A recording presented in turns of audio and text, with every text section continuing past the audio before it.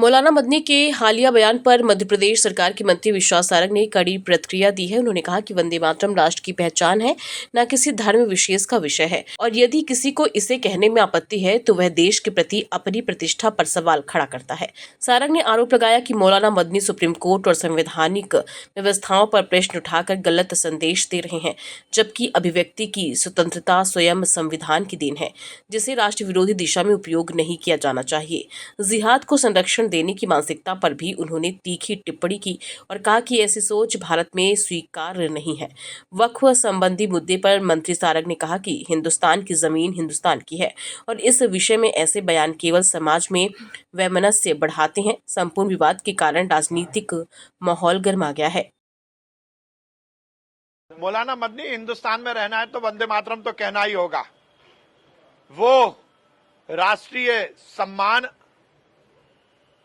वो राष्ट्रीय मान जिसको गाते हुए हजारों हजारों क्रांतिकारियों ने इस देश के लिए अपनी शहादत दी, वो वंदे मातरम कोई धर्म से जुड़ा हुआ विषय नहीं है। ये हमारे राष्ट्र की पहचान है। और यदि वंदे मातरम बोलने में दिक्कत है तो फिर पाकिस्तान चले जाओ, खाओगे यहां की और गाओगे पाकिस्तान की, ये नहीं चलेगा। इतना धृष्टता करना ये निश्चित रूप से दुर्भाग्यपूर्ण है। और अब तो हद हो गई, सुप्रीम कोर्ट पर भी उंगली उठाने लगे।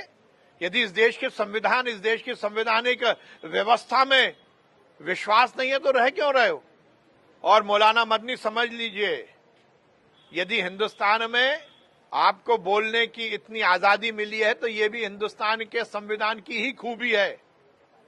हिंदुस्तान के संविधान में हर व्यक्ति को इस तरह की छूट मिली है, पर इसका मतलब यह नहीं कि आप राष्ट्र को तोड़ने मरोड़ने के लिए ऐसा बयान दो।